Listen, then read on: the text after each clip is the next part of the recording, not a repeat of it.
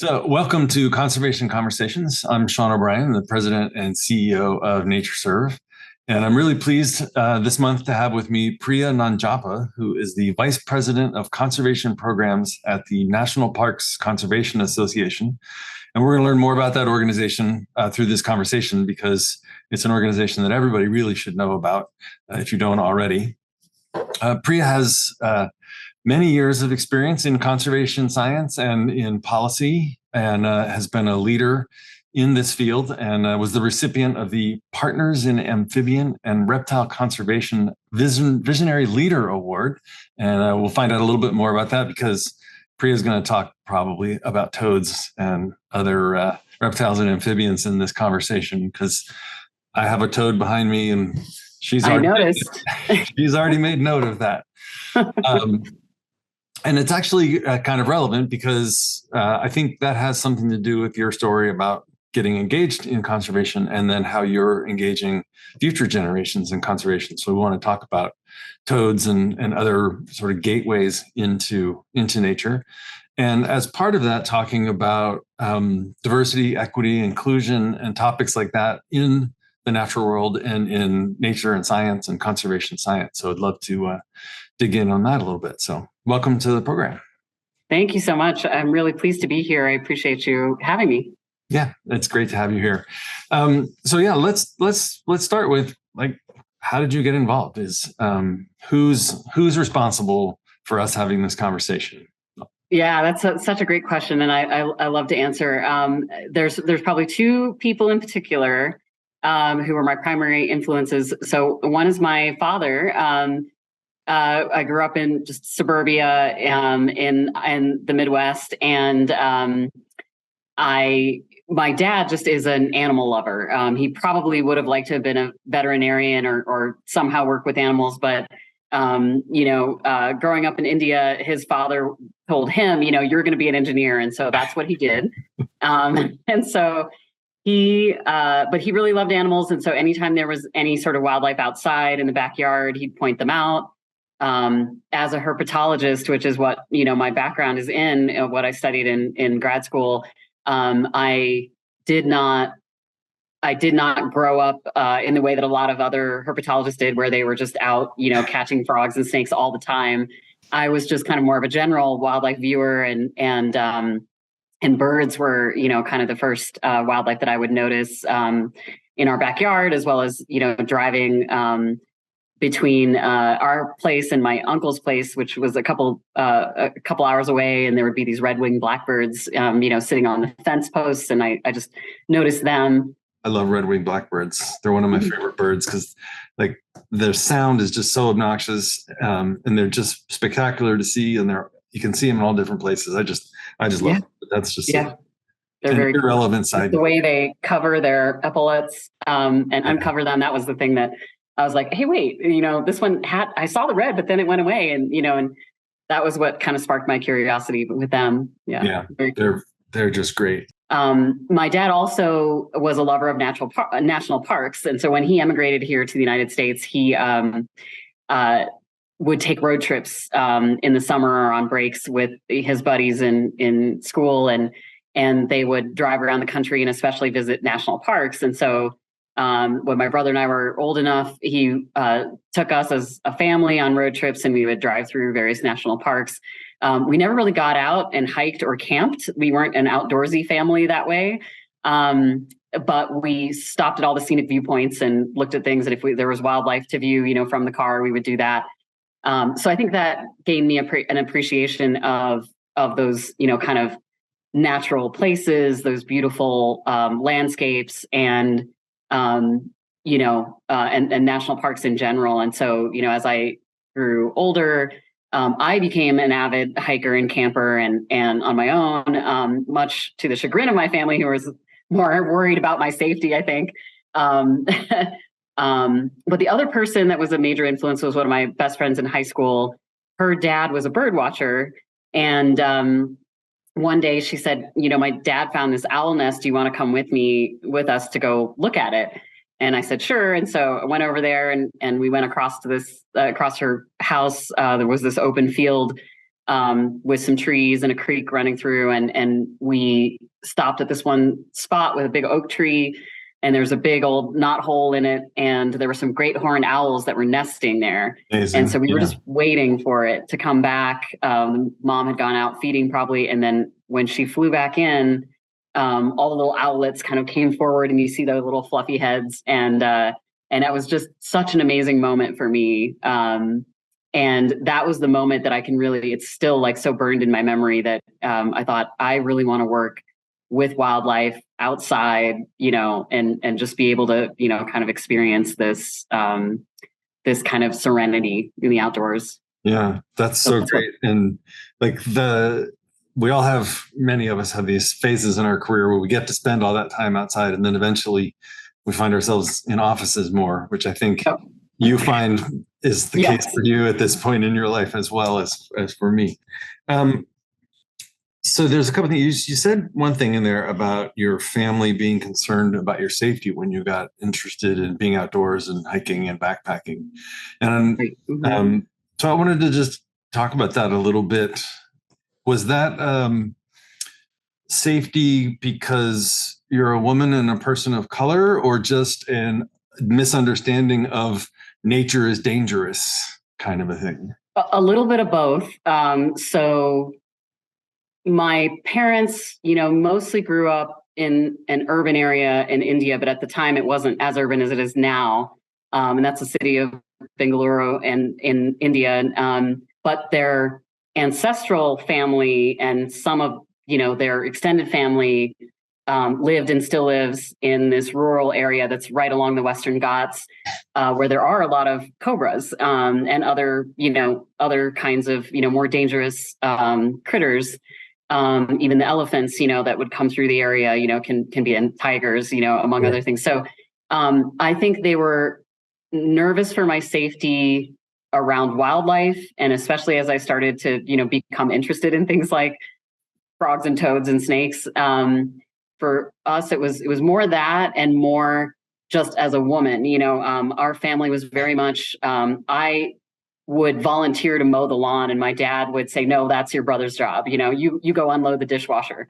And so, that was the kind of thing. It was more like a woman shouldn't be out there alone, in the woods, or, possibly camping in a group where there might be men, that, could whatever.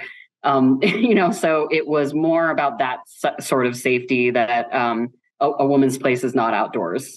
So over the past couple of years, I've spent a fair amount of time traveling around the country in a camper van and meeting people in campgrounds, but also following people online, whether on Instagram or on YouTube, who are traveling around in vans and visiting parks.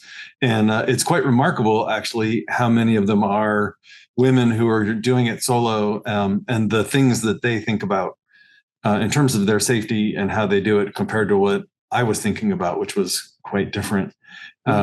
And it really is, it's sort of a tragic, sad situation and statement on society that we have to think about it differently.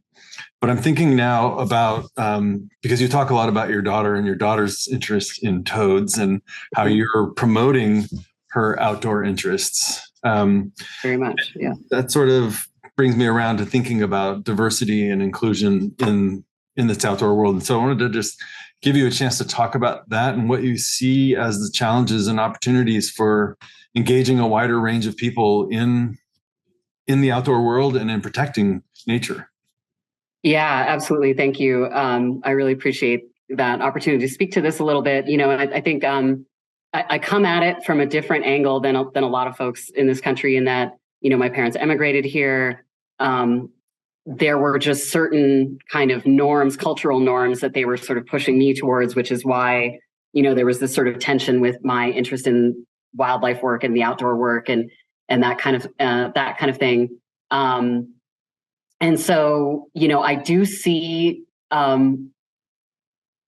growth in diversity among especially Asian Americans, starting to happen. But I think that is more on the cultural side of things, and sort of that perception to a certain extent that, if you want to have a better life than we did our our grandparents did. You don't work outside, you work in an office, you work in a white collar job, that kind of thing.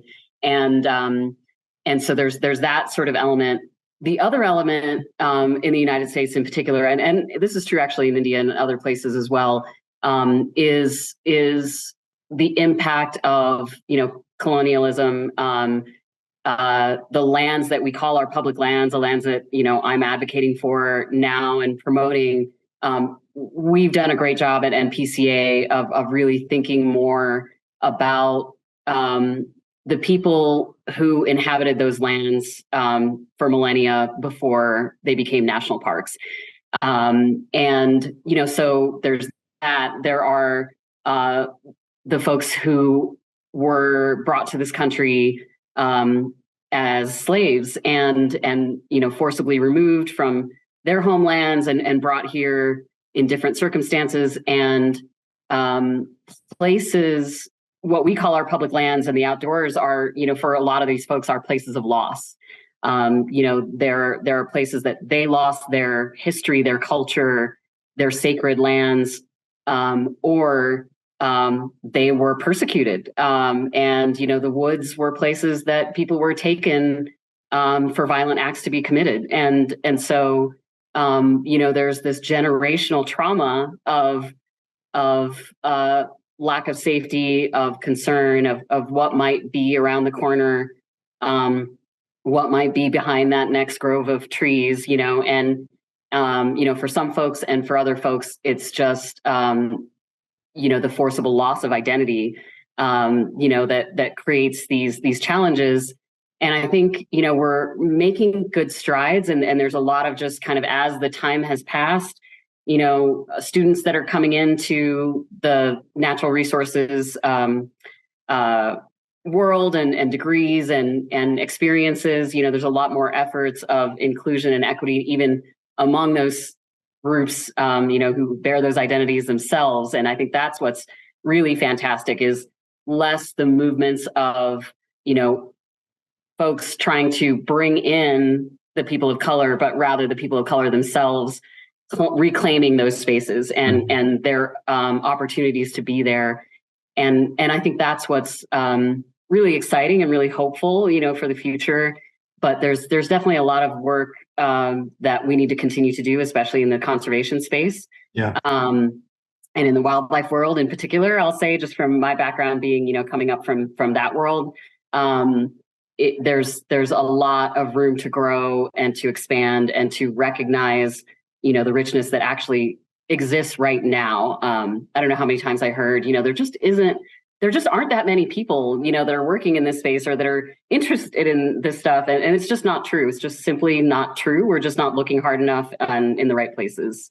Interesting. And so, yeah, I have a lot of hope. That's great. Hope is what keeps us going in the conservation field, I think, because it can be quite dire with climate change and the sixth extinction. So I was thinking about in your comments there, a couple things, one is the transition that we've gone through over the past, say, 50 years from ecology and conservation being heavily dominated by men. I mean, of course, Rachel Carson is a key pioneer in this field, and many other women before her. But the field was dominated by male scientists and a lot of men in the field. And now that's not at all the case. And I think, we talk about diversity in nature, making a system more resilient and more powerful. And I think we need to think about the people involved in conservation of nature in the same way. The more diversity we have, the better and more creative solutions we're going to get, and the more power we're going to have to actually protect the things that are crucial for all of our survival. Yeah, absolutely. I've actually spoken about this as it relates to amphibians and reptiles as kind of the marginalized creatures in the wildlife world, and how we know as biologists that the diversity of an ecosystem is much stronger, the health of an ecosystem is much stronger when there is a diversity of structures, of sources of food, of predator-prey interactions. All of those things create a highly functioning ecosystem. And in the same way with people, that diversity of thought, of experience, of perspective, of lived experience, of background, of knowledges, cultural knowledges. Those are what enrich our professional ecosystem. And that's something that also relates to the work that we're doing at NPCA from an ecosystem perspective. And I could talk more about that. And that actually relates a lot to our partnership with NatureServe. But yeah, I think there's so many parallels when you look at the natural world and what these movements and trying to increase, not just inclusion, but equity, so thinking about the ways in which, again, thinking about amphibians and reptiles, that it's not as much that we have to give the same level of funding or the same level of habitat protection that we do for large ungulates, but we can give them what they need to thrive. And even though that might be different than what it is for a large ungulate, we can think about that in an inclusive manner and be able to have a broader, healthier ecosystem as a whole. I'm very intrigued by this idea of frogs and toads and amphibians and snakes and reptiles being these marginalized creatures in the natural world, and how there's a parallel with the sort of fear and misunderstanding with them and with people, because many people are just terrified of snakes and they don't want to touch a frog or a toad because they're going to get warts or something like that. And how people also don't understand people who may be different from them. And so that's a really interesting thing. I want to noodle around in my head a little bit. But I want to come over to the National Parks and Conservation Association in a second. But first, we've said herpetologists a couple of times. We've talked about reptiles and amphibians and things, but let's just have a little quick, what is a herpetologist? Why is it called that instead of a lizardologist or something like that? And tell us, about your love of the herps. Yeah, thank you.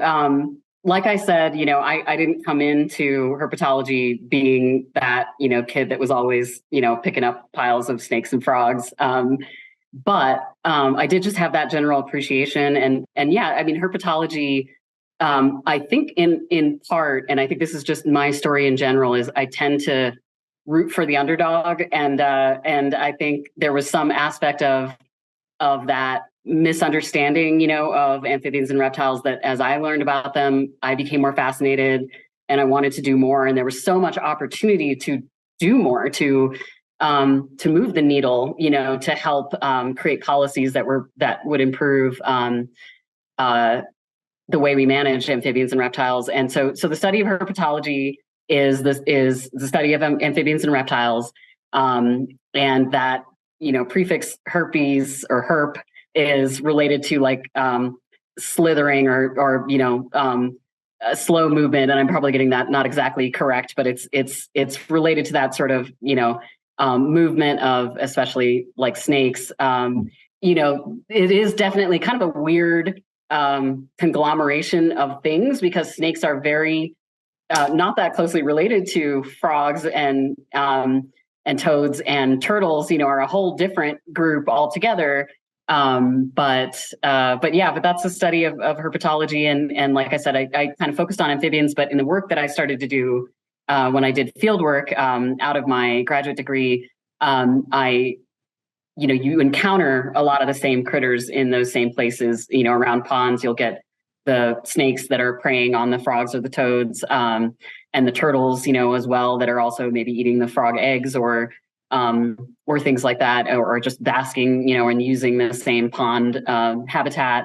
And so, we were kind of identifying and inventorying all of those as well, and in the work that I was doing at the time. And so I became, familiar with that. And then I started doing more work that was related to sort of policy work on amphibians and reptiles. And then I got to travel the country and see a lot more in different parts of the country and learn about the diversity that we have here in the United States. And so that's been was a really fun part of my career.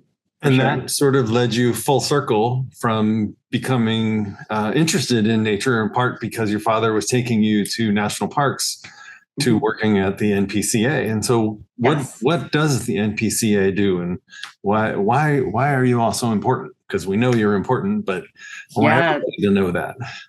Yeah, thank you. I do too. I'm really grateful to be here at the National Parks Conservation Association. I've just been in this position a little over a year, but one of the things that really drew me to NPCA was that mission. You know, our primary mission is essentially to protect parks. And because of that background that I had and the exposure that I had with my father and other just adventures that I had after that. But you know, what we try to do in particular with NPCA, I mean, there's a couple of things that are important that differentiate us from other parks related organizations. And that is one, that we don't receive any federal funding. We are entirely funded, you know, from other sources. And we are, you know, considered a nonpartisan organization. You know, we work on all sorts of issues, and parks in general are a nonpartisan, you know, issue. We have a lot of support, you know, on both sides of the aisle for funding for parks in different ways, you know, whether it is restoration of habitat or funding, you know, the maintenance backlog, you know, all the buildings that have been around for now, you know, around 100 years and need some repairs and things like that.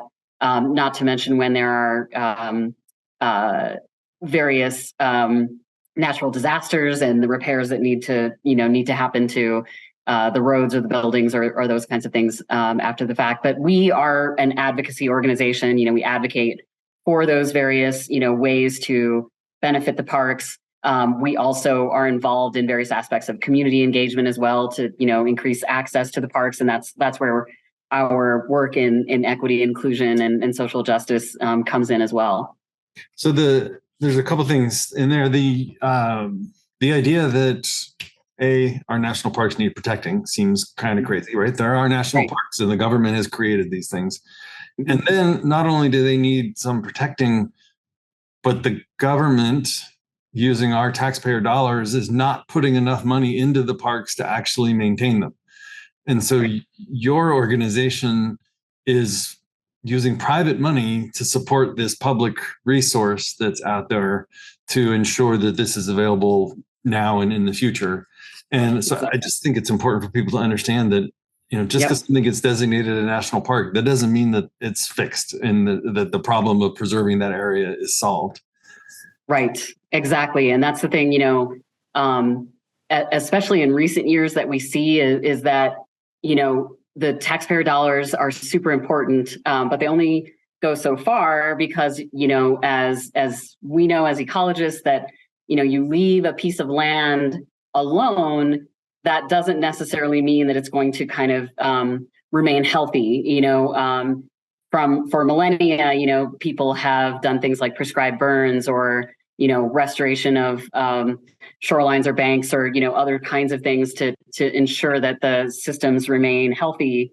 And that's the kind of thing that needs to be done in order for these places to remain viable. And, you know, some of the parks were designated to protect certain wildlife species or certain, you know, viewscapes. And then, you know, now we also have a lot of great park units that are more on the cultural side of things and are telling stories that are super important that we can't forget. And all of those places, you know, are important to our history and culture and in the United States. And yeah, they unfortunately are not without cost. And so whatever we can do to both improve policies that allow for money to be put into restoring these different things, or if we can create partnerships that provide opportunities to identify ways that we can better improve the parks or better improve the landscapes around the parks. You know, that is the kind of thing that NPCA does, and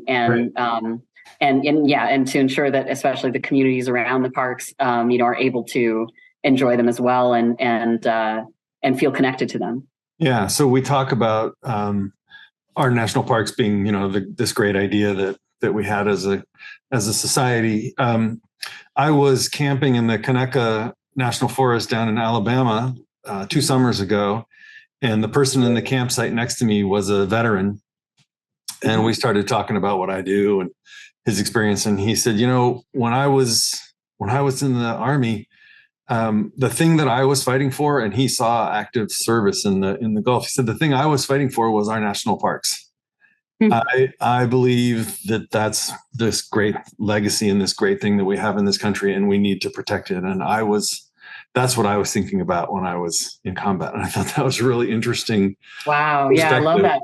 Yeah, I love that story. I'll have to connect and get his name. We actually just started a veterans group to be able to kind of help us think through, issues of access, of history to preserve related to veterans. Obviously we have a lot of battlefields and memorials on the National Mall that commemorate the important work of our veterans, and so that's fascinating though to hear that was what was on his mind. I love that. Yeah, it was really interesting. So I want to talk about access to the parks, but I also want to make sure we talk a little bit about the fact that you all at NPCA work with NatureServe to help figure out what some of the priorities that you're going to work on are. And I wanted to give you a chance to talk about how you also use science in your work. So you're an advocacy organization, but it's not just policy. You're engaging with scientists and science to make sure that you're advocating for the right things. So I wanted to talk a little bit about the work you do with NatureServe.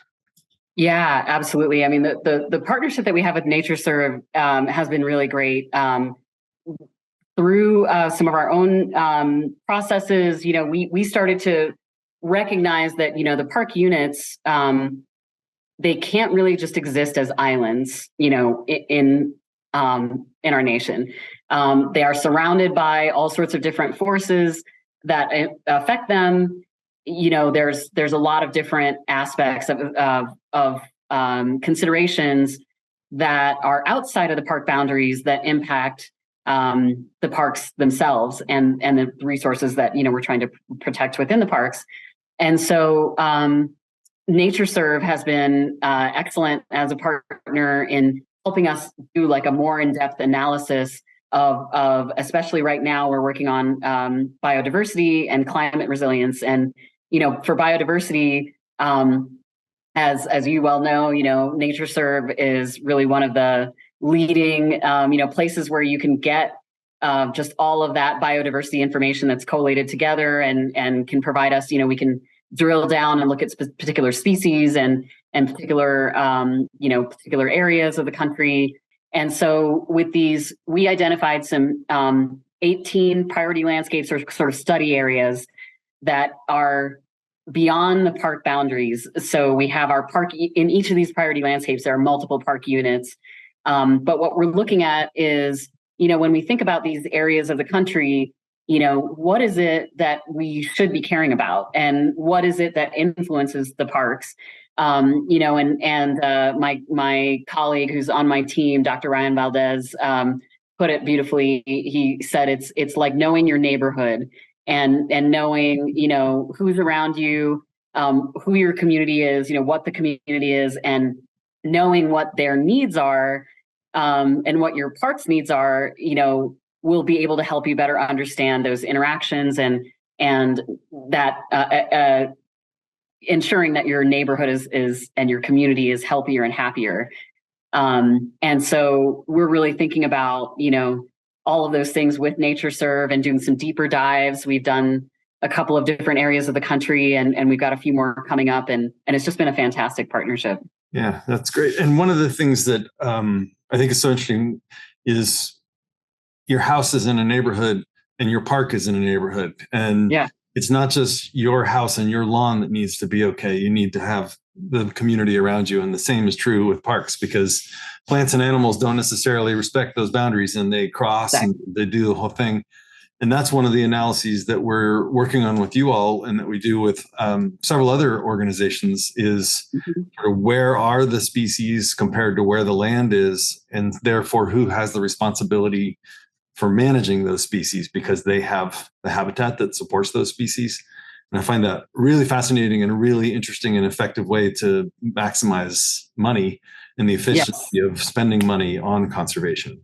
Climate resilience is another thing that we're working on with NatureServe, and thinking about, what is happening right now? Where are the good high quality habitats right now? What are they going to look like in the future? Or where are the places that probably have the most opportunity for investment to, protect and restore, or for partnerships outside of the park boundaries to ensure that they remain healthy? And with some of the work with organizations that I was involved in previously, I think of the analogy of migratory birds, that migrate, well outside of the United States. And as in terms of wildlife management here in the United States, we're only responsible for, those birds in our states or in the United States as a whole. But there's a recognition that what happens to them when they are outside of those boundaries is super important for their health once they come back, once they migrate back to our country. And so in the same vein, what's important outside of the park boundaries, what happens outside of the park boundaries is really important to what is inside the park boundaries. And that's another way that NPCA can really function, in that, the Park Service, they really can't justify as much doing work and partnering in the same way that we can outside of the jurisdictional boundaries, of those park units. And so we can bring additional resources, we can help support those partnerships. And then we also, of course, are working with the Park Service to, provide that information and that data, and to strengthen what can be done within the parks. Right. That's great. You're friendly, obviously, with the Park Service. And we're so glad that you're doing this work. And so the unfair question now is, what's your favorite national park? Oh, man. That is such a difficult question. I think I would have to say I really fell in love with Shenandoah National Park. I lived in the DC area for many years, and that was my go-to escape place.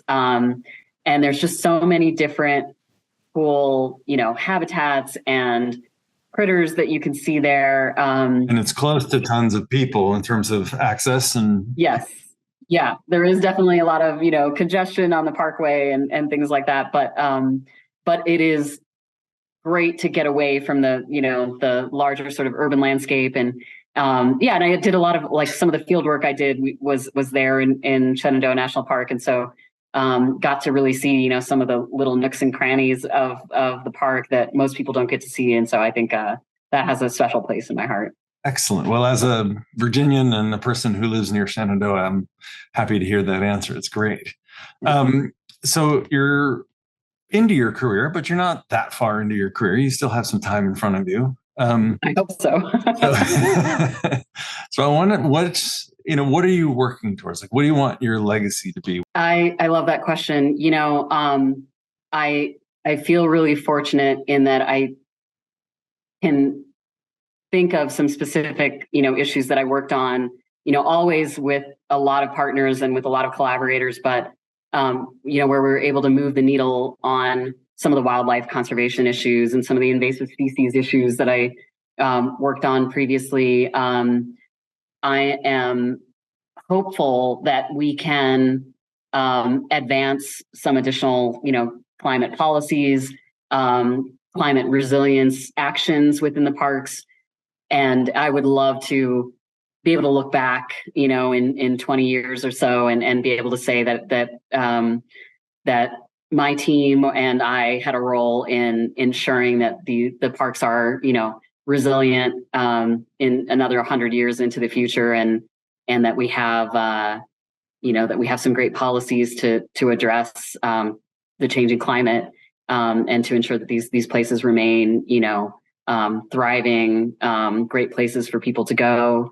The other thing that I've really been involved in and working with folks on is the narratives in these parks, the interpretation of these parks, or just thinking about this, with other folks on my team and broadly in the organization.